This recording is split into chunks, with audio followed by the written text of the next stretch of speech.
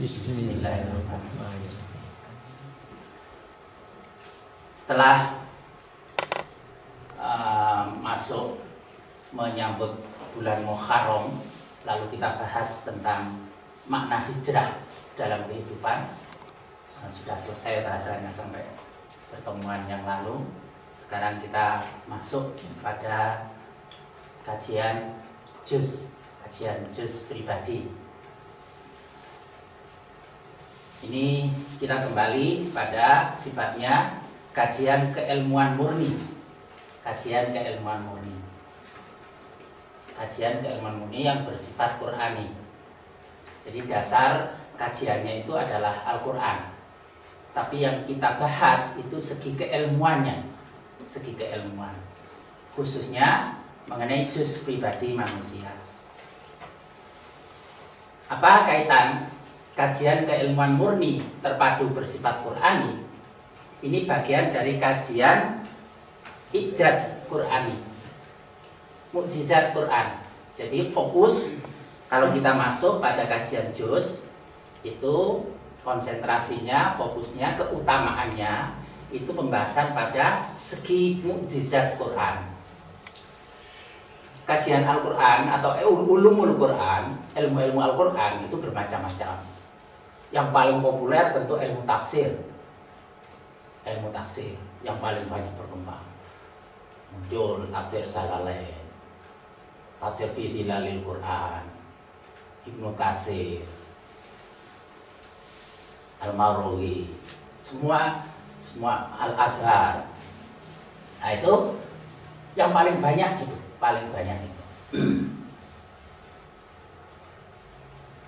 Tapi Al-Qur'an itu kalam Allah yang meliputi segala sesuatu yang sangat luas.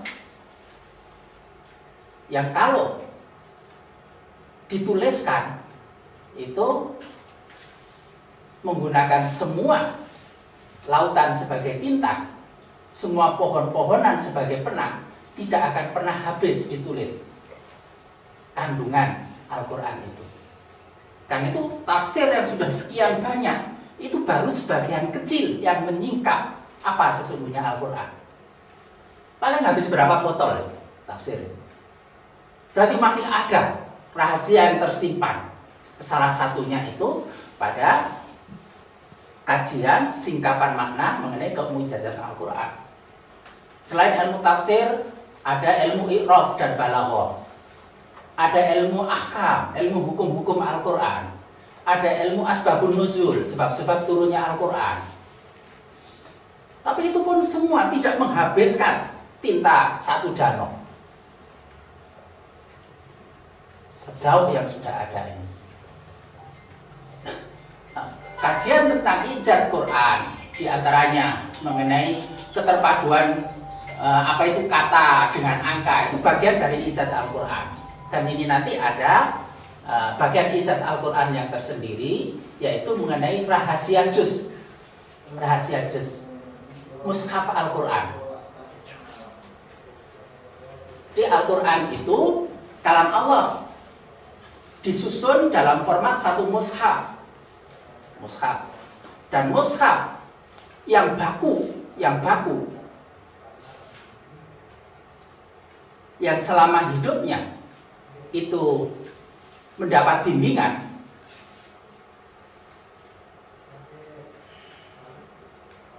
termasuk orang-orang yang mahdiyin, termasuk khulafaur rasyidin al-mahdiyin, itu adalah Utsman bin Affan radhiyallahu anhu.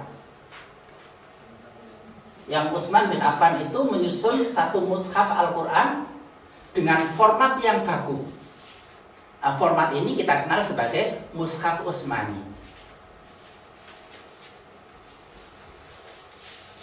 Quran mushaf Utsmani kita kenal bahwa Al-Qur'an itu dibagi menjadi 30 juz,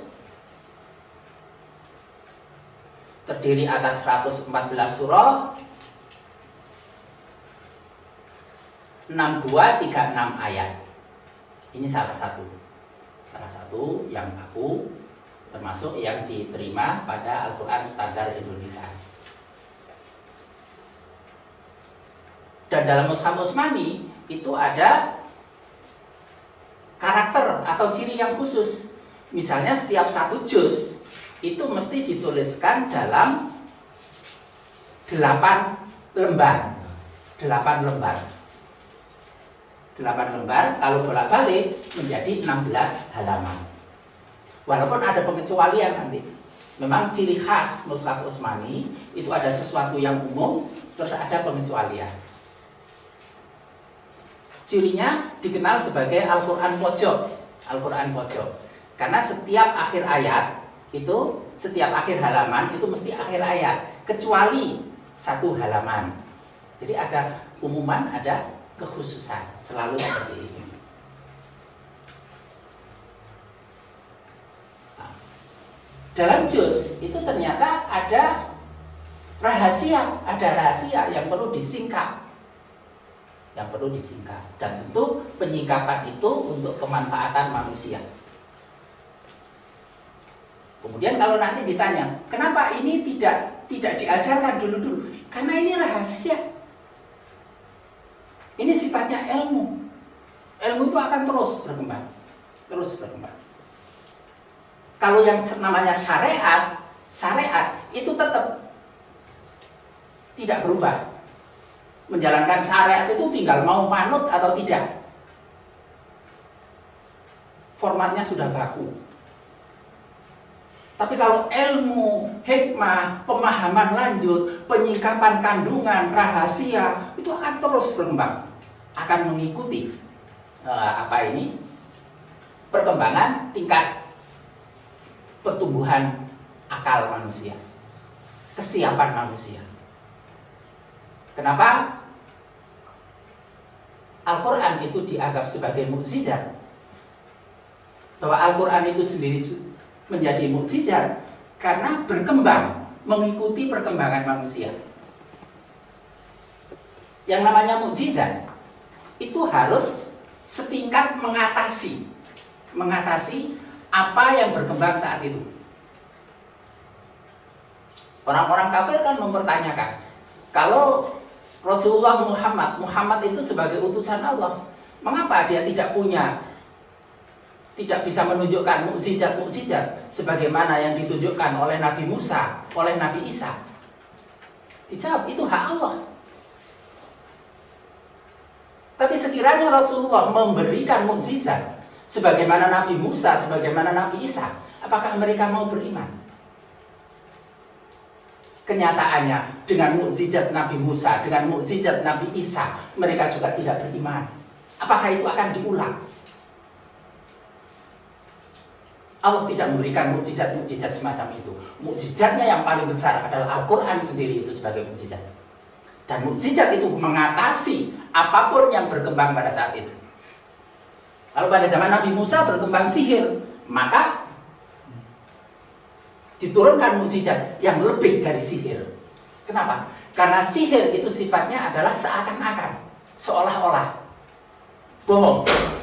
Orang ditampakkan seakan-akan. Jadi ahli sihir itu kalau melempar tambang, maka tambang itu bergerak-gerak seolah ular yang hidup. Padahal dia tetap tambang. Hanya dalam pandangan mata manusia itu dianggap seperti ular. Ahli sihir tahu itu bahwa itu bohong. Kan itu begitu Nabi Musa tongkatnya dilempar jadi ular, ternyata ular ini bisa makan tambang. Sudah menyerah ahli sihir itu bahwa yang Musa ini bukan sihir. Dari Musa ini bukan sihir. Ini bukan sekedar sihir. Ini betul-betul keajaiban yang nyata. Karena itu mereka langsung beriman. Karena jelas yang dilakukan Nabi Musa itu bukan sihir. Sebab kalau sihir tidak mungkin bisa makan. Nah itu yang dilakukan Nabi Musa sebagai mukjizatnya mengatasi apa yang dilakukan oleh ahli sihir saat itu. Nabi Isa juga begitu, menyembuhkan orang yang sudah buta dari lahirnya, menyembuhkan orang yang sakit kusta, sakit sopak. membuat sebentuk dan menghidupkan burung dari lempung untuk mengatasi apa yang menjadi kebanggaan masyarakat pada saat itu. Tapi kita lihat perkembangan sekarang. Kan ini bukan sesuatu yang menjadi unggulan pada umat sekarang ini. Pada umat sekarang ini. Kalau pada saat turunnya Al-Quran 15 abad yang lalu, saat itu adalah keindahan bahasa. Maka Al-Quran tampil dengan keindahan bahasa yang tidak tertanding. Berkembang masyarakat. Keilmuan menjadi komandan dalam perkembangan kehidupan. Nah, sekarang ditemukan bahwa Al-Quran itu mengatasi ilmu. Mengatasinya ilmu apa? Kalau ilmu yang dikembangkan manusia itu sifatnya relatif, maka Al-Quran menyajikan keilmuan yang sifatnya pasti.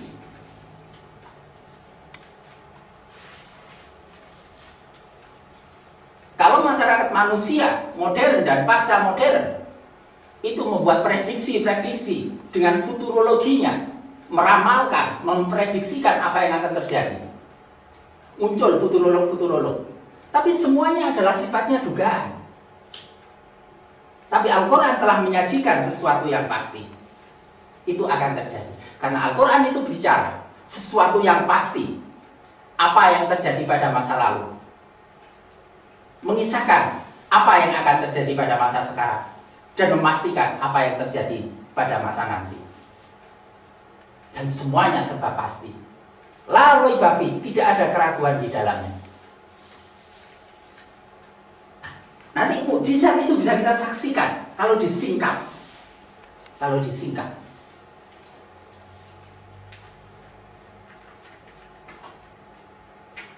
Maka dengan ini kita fokus pada Al-Quran kajiannya, terutama mengenai kemukjizatan Al-Quran supaya kita nanti lebih yakin. Dengan itu akan menambah kemantapan keimanan kita, diharapkan akan memperkuat keterikatan kita, komitmen kita terhadap Al-Quran, dan tujuan-tujuan yang lain, terutama yang pokok ini kita semuanya dalam rangka taqarrub, mendekatkan diri kepada Allah, beribadah kepada Allah untuk memperoleh kecintaan Allah.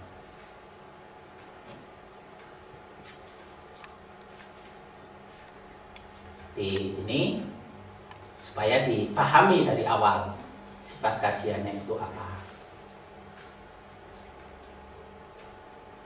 Kalau gitu nanti kita itu fokus pada keilmuannya. Salah satu jalur untuk memperkokoh keimanan itu adalah lewat ilmu. Karena Allah meninggikan derajat, diantaranya itu adalah orang-orang yang diberi ilmu. Tapi tentu ilmu yang benar. Karena tidak semua ilmu itu benar. Jangan menganggap semua ilmu itu benar. Kalau ilmu itu benar, kenapa? Ada doa. Allahumma inni a'udzubika min ilmin la tanfa. Ya Allah, aku berlindung kepadamu dari ilmu yang tidak bermanfaat. Sebaliknya yang diminta adalah Allahumma inni as'aluka ilman nafi'ah. Ya Allah, aku mohon kepadamu adalah ilmu yang bermanfaat. Kita fokuskan kajian pada ilmu-ilmu yang bermanfaat, yang praktis, yang langsung amaliyah. Ngaji di sini bukan untuk pengetahuan. Kita bukan belajar ilmu agama, tapi kita belajar beragama. Jalurnya melalui keilmuan Quran. Sedikit aja, tapi langsung praktis diamalkan sehari, dihayati benar, diamalkan. Karena di sini bukan fakultas, bukan universitas yang membahas agama untuk pengetahuan, untuk diseminarkan. Tapi kita singkat sedikit rahasia bagaimana mewujudkannya dalam kehidupan sehari-hari. Karena itu kalau ada pertanyaan-pertanyaan yang sifatnya kalau ada orang begini-begini, hendak saya terima. Ya. Kok nakokno wong kok awake dhewe iku wis apik. Kalau ada orang begini-begini itu gimana? Oh, mbok ditakokno awake dhewe. Iya. Karena kita berpacu dengan waktu, usia kita itu terbatas. Rahmat Allah itu terus mengucur. Betapa banyak, makin banyak rahmat yang mengucur, semakin banyak rahmat yang kita sia-siakan, semakin kita zalim. Paling tidak adalah upaya untuk mensyukuri rahmat nikmat Allah itu melalui pengamalan yang sedikit-sedikit nanti bisa ditambah seterusnya seperti itu. Karena itu pertanyaan-pertanyaan itu hendaknya senantiasa langsung mengarah pada perbaikan diri. Jangan yang sifatnya pengetahuan. Ngaji nang kene takok, Pak, kalau orang di bulan itu sholatnya menghadap kemana? Awakmu nang bulan kapan? Engko lek sakmu nang bulan tipuno aku. Ya. Lah wong memang sudah ada manusia yang ke bulan. Kita kan hanya dibohongi aja oleh Amerika itu. Mana ada orang ke bulan? Nggak ada. Sampai sekarang nggak ada. Kalau yang membuat stasiun ruang angkasa dan datang ke stasiun ruang angkasa itu ada. Armstrong dan kawan-kawan itu kan dalam rangka cyber aja, perang dingin itu. Itu kan bohong-bohongan. Coba semua sepakat bahwa bulan itu ruang hampa, tidak ada angin. Lah kok filmnya gambarnya bendera Amerika itu kibar-kibar gini. Iki sing goblok iku sing ngakali apa sing diakali? Apa padha gobloke? Sing ngakali ya goblok, sing diakali ya gelem ae digobloki. Ya percaya.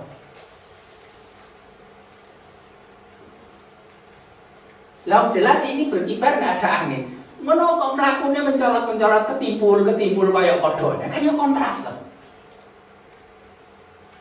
Dan ternyata jejak kaki itu lebih dalam daripada jejaknya pesawat. Orang yang ahli film itu bisa menyelidiki, ternyata ada 4 bayangan di situ. Berarti jelas itu bukan bulan. Itu tempat yang disetting seolah-olah dikatakan itu sebagai di bulan.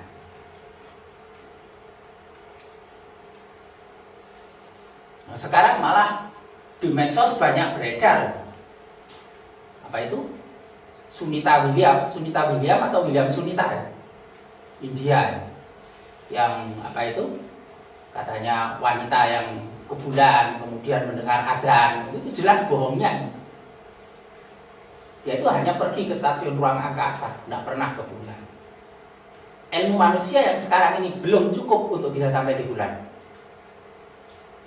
Tidak akan mampu menghadapi kekuatan yang akan menghadang untuk sampai ke bulan. Secara metafisik. Belum mampu. Karena ilmunya itu masih ilmu dohir. Tidak dipadukan dengan ilmu batin. Padahal kekuatan itu ada kekuatan dohir dan kekuatan batin. Dohir itu dari alam nyata, batinnya itu dari kekuatan jin. Perpaduan luar angkasa ini tidak akan bisa ditembus tanpa kekuatan batin. Karena kekuatan jinnya itu hanya dengan kekuatan batin.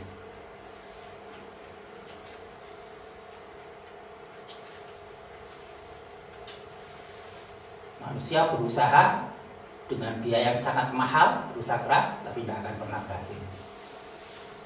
Yang terjadi ya itu apa? Yang meledak itu apa dulu itu? Columbus ada apa ya? Iya, setelah itu dihentikan. Nah, astronot Indonesia kan batal, nggak jadi berangkat. Mau diberangkatkan yo hanya untuk memperlihatkan belangnya saja. Ternyata nggak bisa. Maka rugilah dan tertipu orang yang dulu berapologi. Ketika Apollo dikatakan bulan, oh iya itu di Al-Quran ada, karena dia Ar-Rahman. Apabila kami pemukatan maka tembuslah. Ya maksorul jinni wal insi. Memang ada suruhannya begitu.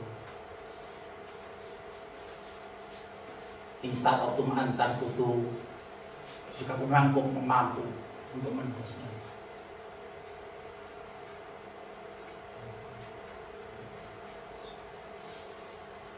Itu berapologi. Rugi tertipu. Ternyata seperti itu. Nah ini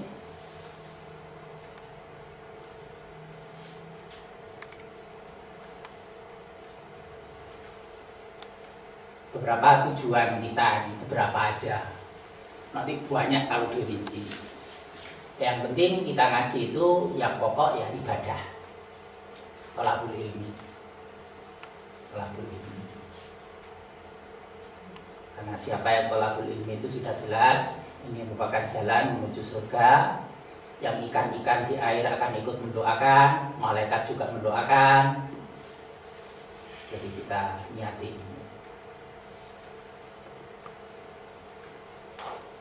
Dalam thalabul ilmi, ibadah menyingkap rahasia juz Al-Quran, mukjizat Al-Quran secara khusus. Nanti kajian tentang juz itu merupakan penyingkapan bukti nyata kehebatan keluar biasaan Al-Quran. Nanti insya Allah kita akan menyaksikan bagaimana kandungan rahasia yang tersimpan di Al-Quran ini. Kalau kulitnya dibuka satu persatu.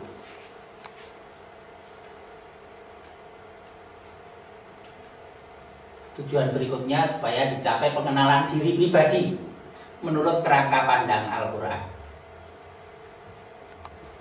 Pengenalan diri pribadi menurut kerangka pandang Al-Quran. Karena banyak uraian, banyak teori tentang siapa manusia, tapi itu terlepas dari Quran. Nah, kajian juz ini merupakan upaya pengenalan diri pribadi menurut kerangka pandang Al-Quran. Yang pasti benar. Dengan kebenaran itu.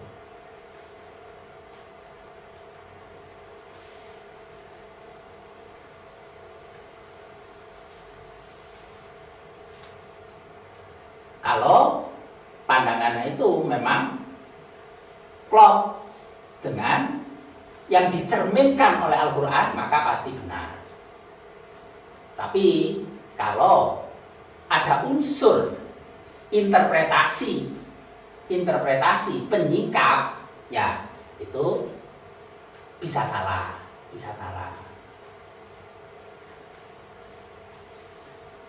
Tapi kalau Allah ngeklopkan, maka disitulah akan tercapai kebenaran yang hakiki. Karena dalam Al-Quran itu, dalam Islam itu semuanya harusnya berdasarkan pada sesuatu yang layak untuk diyakini. Ilmunya ilmu yakin, pandangannya ainul yakin, kebenarannya hakul yakin. Semuanya yakin. Kalau yakin, maka tidak mudah goyah. La raiba fih, tidak ada keraguan di dalamnya.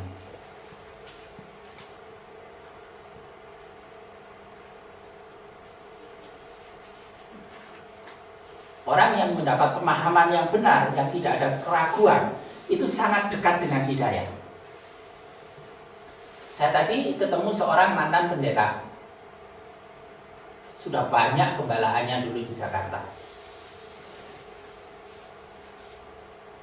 Ketika ia mempelajari, kemudian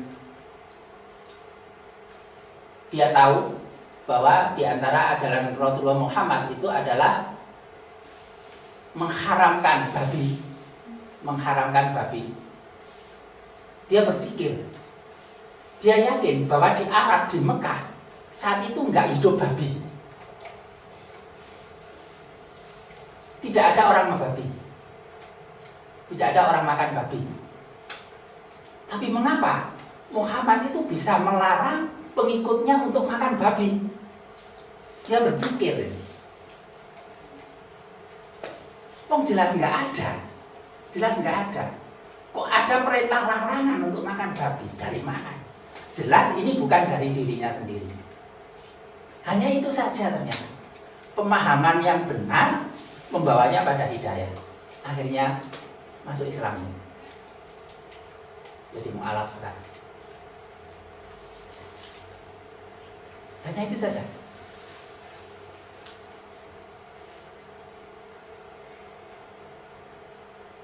Kita jadi lebih memahami bahwa hidayah itu betul-betul hak mutlak Allah untuk memberikannya pada siapa yang dikehendaki. Saat kita mengajari orang, memberikan pengajian seperti apapun, kalau Allah tidak membukakan hatinya dan menanamkan hidayah pada hati orang itu, dia tetap akan menolak. Karena itu bersyukurlah bahwa Allah telah membuka hati kita, memberikan hidayah. Karena itu penting untuk tetap merawat, agar hidayah yang sudah diberikan itu tetap manfaat, tetap kokoh, dan setiap kali waktu bertambah. Bisa saja suatu saat bisa tercabut, orang yang sudah bisa dalam hidayah, akhirnya hidayahnya dicabut, mati dalam kesesatan. Karena itu tidak boleh berhenti dari berdoa ihdinas siratal mustaqim. Karena kita tidak tahu akhirnya itu apa, tetap dalam ihdinas siratal mustaqim, dalam jalan yang lurus atau tidak. Kita tidak boleh sombong. Kita tidak tahu nasib kita. Tetap mohon dengan berendah diri, berendah hati, mohon dengan ketawaduan, ketadaruan untuk tetap dalam hidayah. Nah, pengenalan pribadi menurut kerangka pandang Al-Quran. Karena keyakinannya bahwa Al-Quran itu sebagai gagasan, sebagai kalam, itu sebagai ide. Itu merupakan satu blueprint, kerangka.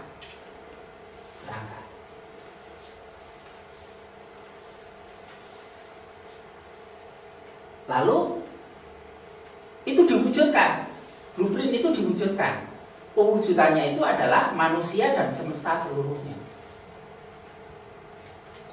Karena itu kalam itu sebagai ayat-ayat kauniyah, manusia dan alam semesta yang lain itu sebagai ayat kauniyah. Kauniyah itu kunnya Allah, kun itu kalam Allah. Kauniyahnya perwujudannya. Jadi pasti ada klop antara kauniyah dengan kauniyah. Nah, sementara ini orang mengajukan konsep yang terlepas dari kauniyah. Karena itu sering salah dalam memahami manusia. Bukti kesalahan manusia, pendidikan yang kocar-kacir sekarang ini, yang nggak jelas. Banyak salah arah, bongkar pasang, ganti teori, teori lama dipakai lagi, dibongkar lagi, terus begitu, nggak selesai-selesai. Insya Allah kalau pendidikan itu diarahkan pada nilai-nilai Qur'ani, karena memang dasarnya cocok dengan blueprintnya, diterapkan secara benar, akan mencapai hasil yang diharapkan. Yang terjadi kesetimbangan antara zahir dan batin, duniawi, ukhrawi, semua terjadi kesetimbangan.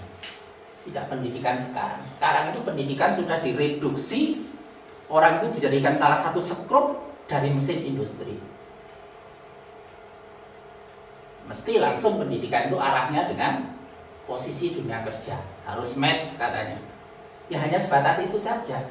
Jadi sekolah ini tidak menuntut ilmu. Sekolah ini tidak menuntut ilmu. Sekolah ini hanya mengejar keterampilan untuk bisa kerja. Sekolah itu hanya mengejar keterampilan untuk bisa kerja. Arahnya itu begitu. Kan itu dasarnya itu adalah kompetensi atau sekarang disiapkan menjadi KKNI. Hanya mengikuti tuntutan industri itu seperti apa. Nah itu sekarang tuntutan misalnya di Indonesia tentang pengembangan kelautan. Nanti pasti akan berkembang pendidikan-pendidikan yang mengembangkan keterampilan pengembangan kelautan maritim. Ditambah primadonanya pariwisata. Kebijakan Indonesia maunya kan itu, pariwisata.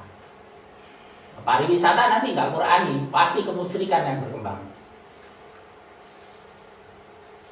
Untuk menjadikan daya tarik pariwisata itu apa?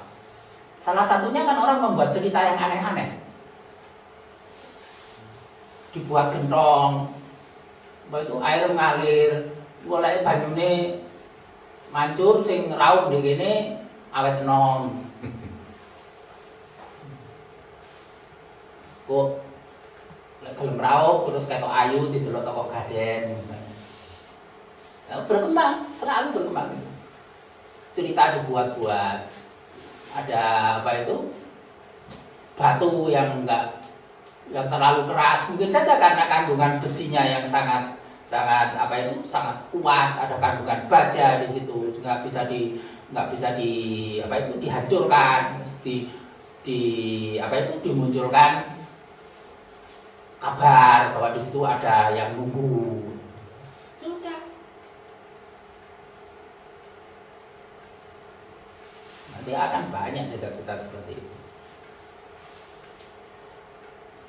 Itu karena itu dari mengenal pribadi menurut kerangka pandang Al-Quran, dan mengenal pribadi itu kan salah satu perintah. Kan dikatakan wa fi anfusikum afala tubsirun. Dan terhadap dirimu sendiri, apakah kamu tidak memperhatikan? Tidak akan kamu kenali. Wala takunu kalladzina nasullaha fa ansahum anfusahum.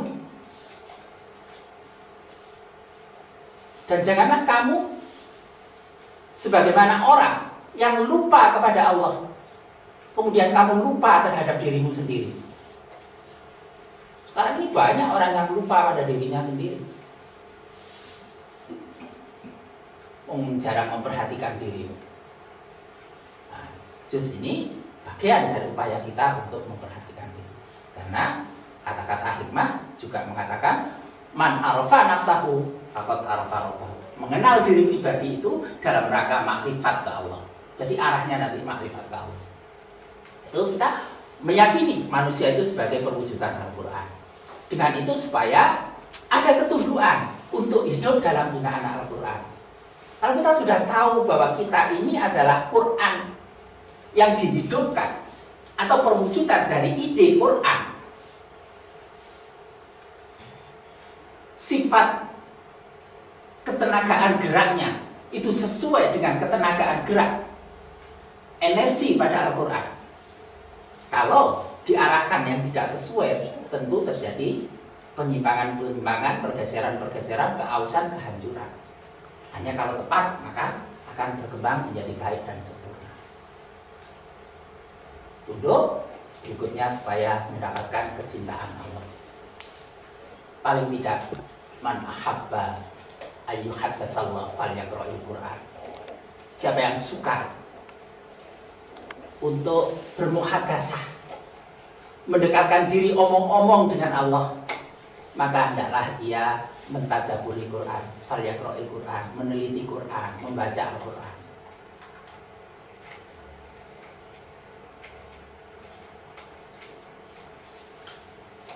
Jadi Allah akan mendapatkan kecintaan.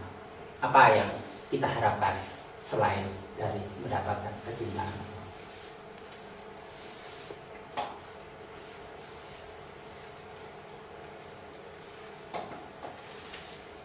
Sebelum ke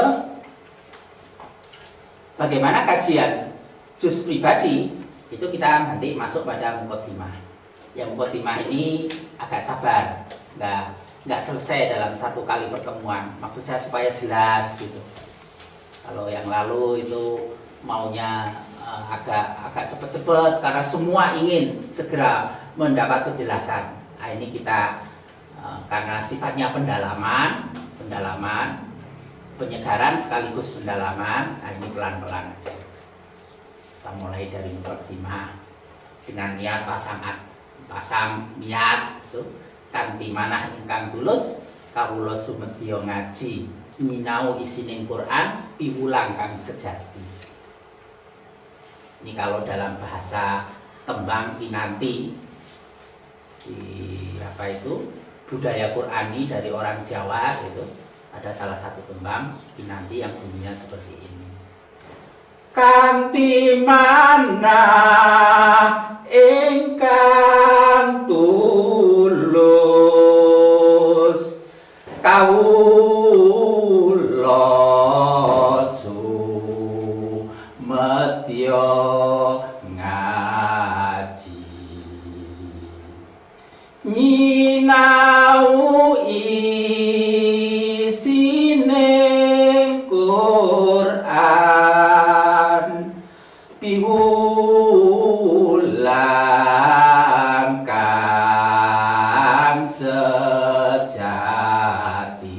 Ini salah satu baitnya aja, masih ada yang panjang. Nah, jadi itu menyesuaikan aja bahwa untuk mengkaji Al-Quran ini supaya ditata betul hati itu ikhlas yang tulus, semata-mata kita mendekatkan diri ke Allah, takarrub kepada Allah, ibadah kepada Allah, tidak untuk tujuan yang lain, tidak untuk menjadi supaya tampak sebagai orang yang pintar, sebagai orang yang hebat. Kalau dengan hati yang tulus, insya Allah semakin tambah ilmu itu semakin rendah hati. Imam Syafi'i mengatakan, semakin aku daki satu tingkat keilmuan, aku akan merasa semakin bodoh. Padi itu semakin berisi semakin menunduk. Jadi jangan sampai pemahaman, kajian, sinau, ngaji itu yang muncul adalah kebanggaan, kesombongan. Niat semata-mata kawula sumedya ngaji dengan memusatkan perhatian isi Al-Quran, kandungan Al-Quran itu apa. Dan kita yakini ini sebagai piwulang yang sejati, ilmu yang hak, tidak ada keraguan di dalamnya. Karena tidak ada keraguan di dalamnya, dengan pemahaman yang benar supaya bisa diikuti, supaya ada roh, ada energi untuk mengamalkannya. Dan apa Al-Quran sebagai piwulang yang sejati itu? Bahwa ini Al-Quran itu adalah tanzilum min rabbil alamin. Ini gambar mushafnya, tanzilum min rabbil alamin, yang diturunkan dari Rabb semesta alam. Tuh kajian kita. Lalu siapa Rabb semesta alam? Rabb semesta alam itu dialah Ar-Rahman. Ar-Rahman, Rabb yang maha pemurah. Alam Al-Quran, dia yang mengajarkan Al-Quran. Khalaqal insan, dia yang menciptakan manusia. Alamahul bayan, dia yang mengajarkan penjelasan.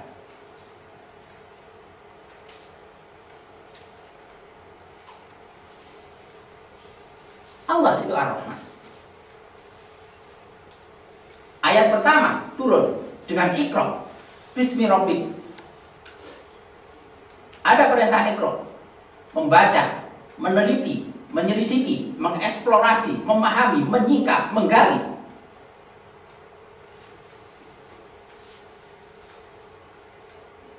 Itu perintah Iqra. Tapi bismi, biismi rabbik, dengan asma Rabbmu.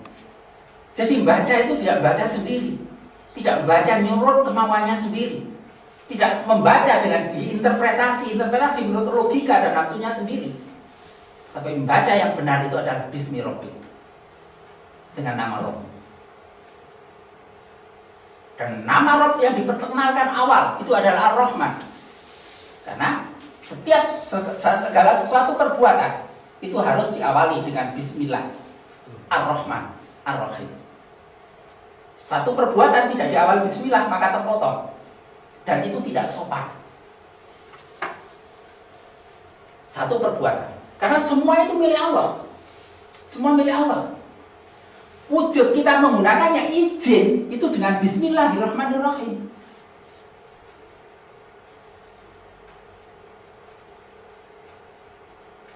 Coba, kalau ada seseorang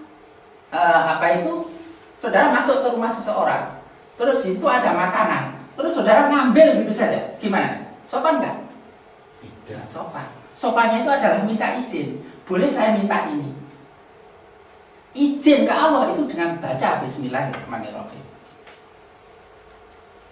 Dan yang barang ciptaan Allah yang digunakan itu akan menyediakan diri, dia akan tunduk dengan penuh keridhaan pada kita kalau sudah terkena bismillah.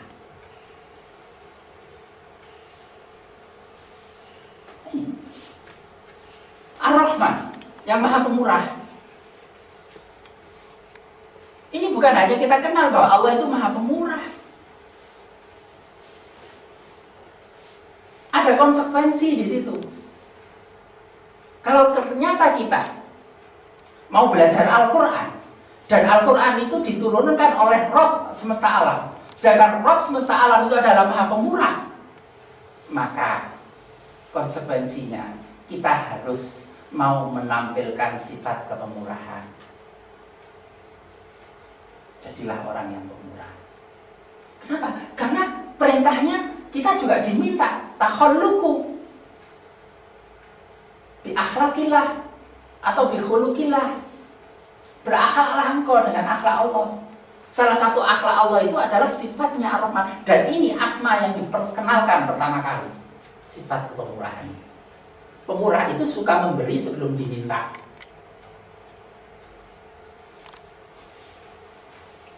Nah, kita tahu Allah itu Ar-Rahman dan dia mengajarkan Al-Quran. Kita butuh pengajaran Al-Quran. Maka tiru-tirulah sifat Ar-Rahman. Kalau tidak, sulit nanti akan memahami Al-Quran. Mengandalkan otak, mengandalkan akal tidak bisa. Kalau sifatnya pengetahuan, iya. Tapi sebagai pemahaman, pengertian yang meresep di perasaan hati, itu akan sulit. Kalau pengetahuan sekedar intellectual exercise untuk seminar-seminar bisa hebat, tapi belum tentu itu manjing di dalam hatinya. Snogorgronya itu hebat, tapi tidak ada apa-apanya, hatinya kosong. Padahal harusnya Al-Quran itu bal huwa ayatun fi suduril ladzina utul ilma, berada di dada orang-orang yang diberi ilmu.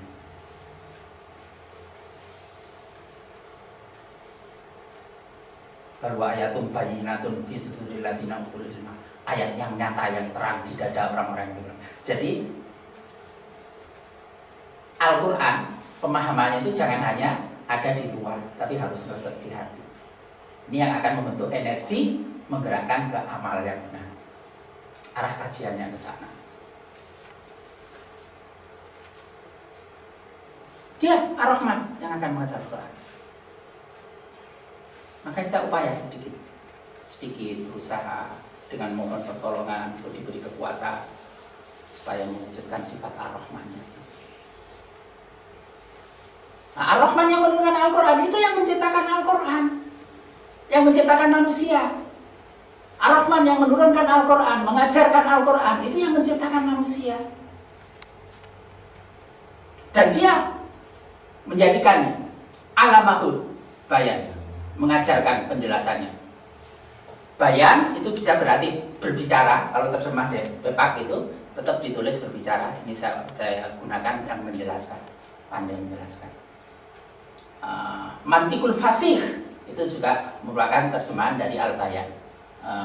Berbicara secara fasih, bicara juga terjemahannya. Bayan itu penjelasan. Ini yang muda-muda nggak kenal istilah Pak Bayan ya? Iya, kalau dulu kenal istilahnya Pak Bayan. Di desa itu ada petugas pedesaan itu yang namanya Pak Bayan. Nah, itu tugasnya mesti bagian woro-woro memberikan pengumuman-pengumuman. Dulu istilah-istilah itu selalu diambil dari nilai-nilai Quran, dari kata-kata Quran. Tapi sekarang kan digeseri semua, tidak terasa, kita terima aja. Sehingga percikan-percikan budaya Qurani di masyarakat itu satu persatu hilang. Ganti bahasa-bahasa asing yang dianggap mentereng. Nggak terasa yang sifatnya Qurani pada hilang.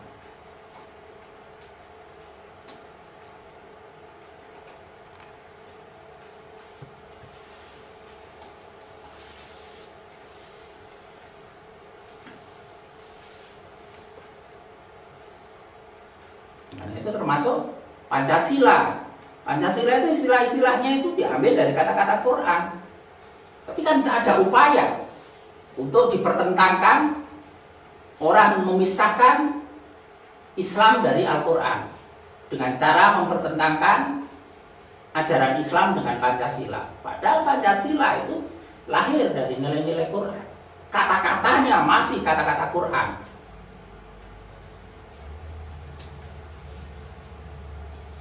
Rakyat dari ro'yu, hikmah dari hikmah, manusia dari mansia, adil, bahasa Al-Quran. Adab, bahasa Al-Quran.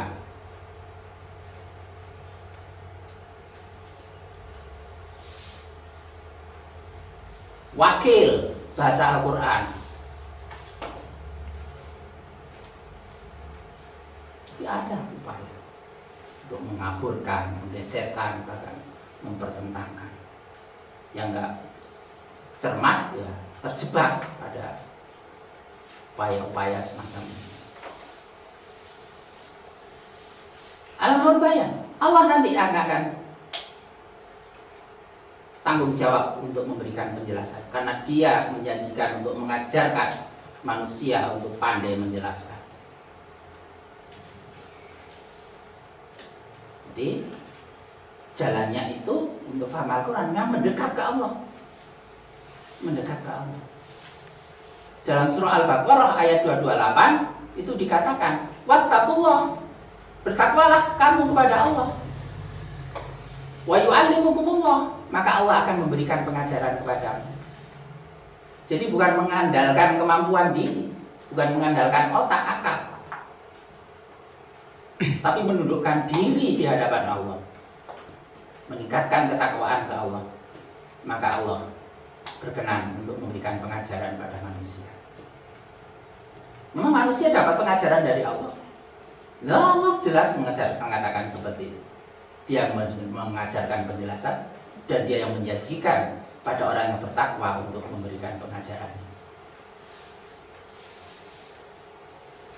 Nah, karena itu masing-masing dalam ngaji begini supaya senantiasa hatinya itu diarahkan ke Allah. Jangan diarahkan ke saya. Hati saudara, telinga saudara bisa mengikuti apa yang ditayangkan di sini, apa yang saya katakan, tapi hati saudara tetap ke Allah. Mintalah supaya hati diberi pemahaman yang benar oleh Allah. Sebab kalau yang saya katakan itu bisa salah. Kalau Allah berkehendak, walaupun yang saya katakan salah, kalau Allah menghendaki mengubahnya yang benar, maka yang masuk di hati saudara benar. Misalnya saya terpeleset gitu dari apa yang saya katakan, ternyata ada yang keliru. Kalau Allah tak menghendaki mengukuhkan yang benar, saudara tetap akan menerima yang benar. Ini ngajinya bukan ke saya. Bukalah hati untuk mendekatkan diri ke Allah, untuk ngaji ke Allah. Itu di mana saja, di mana saja, di mana saja. Bukan hanya di sini, bukan hanya di sini. Saya bukan orang yang paling pintar di sini. Hanya ngajak aja supaya kita sama-sama mendekat ke Allah, mohon mendapatkan pengajaran dari Allah.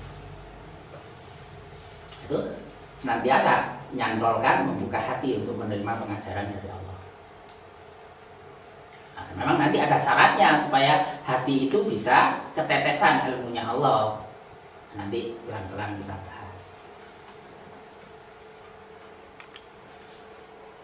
Lalu apa yang akan kita kaji Al-Quran itu? Dalam surah 21 ayat 10 dikatakan, laqad anzalna ilaikum kitaban fihi dzikrukum afala taqilun. Sesungguhnya telah kami turunkan kepada kamu sebuah kitab yang di dalamnya terdapat sebab-sebab kemuliaan bagimu. Maka apakah kamu tidak memahaminya? Nah, ini yang kita tahu. Ini informasi pasti bahwa mengkaji Al-Quran itu menjadi jalan untuk memperoleh kemuliaan. Di Al-Quran itu yang mulia, yang mengkaji dijanjikan akan memperoleh kemuliaan. Lalu apa yang membuat kita tidak bersemangat untuk mengkajinya? Memang kita tidak berpikir, memang kita tidak mau memahami, sehingga menolak. Masih ada waktunya? Sudah 1 jam. Ya, 1 jam aja ya. Kita lanjutkan lain kali. Ya, pelan-pelan. Ada pertanyaan Kak? Kalau ada pertanyaan silakan ya. Kalau mau sholat itu baca bismillah itu boleh? Atau harus baca bismillah? Bismillah di mana? Mau mengerjakan takbir. Oh, iya. Ya, tidak ada tuntunannya, tidak ada tuntunannya, tidak ada tuntunannya. Tapi kalau membaca itu di luar sholat ya silakan aja. Ya, tapi asal tidak diiktikadkan bahwa itu rangkaian dari persyaratan sholat. Ya. Sholat itu yang dilakukan sholat itu yang memang dimulai dari takbir diakhiri dengan salam. Kalau kemudian di luar sholat itu terus mau berdoa supaya diberi kekhusyuan itu ya silakan aja. Tapi yang penting tidak dianggap itu sebagai rangkaian persyaratan dari rukun sholat.